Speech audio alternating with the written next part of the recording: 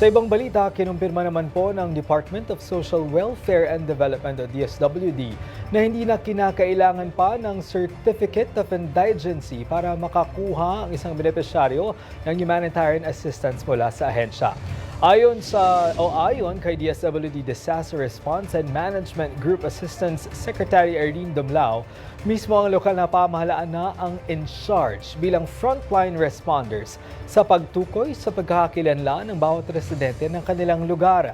Sa naging parehab ng Balitang Konektodo kay Asek Dumlao, binigyang diin niya ang mandato ng kagawaran na tumulong sa taong bayan alinsunod na rin sa direktiba ni Pangulong Ferdinand R. Marcos Jr.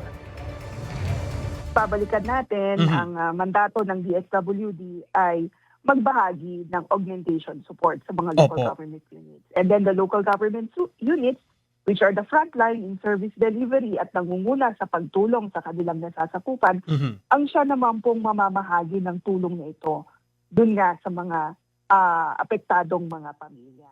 Araw-araw po na nagpro-produce ang DSWD ng mga food packs and mga family food packs sa mga production hubs po natin, particularly in Luzon Disaster Resource Center and at the Visayas Disaster Resource Center. So we're producing around 20 to 30,000 family food packs a day.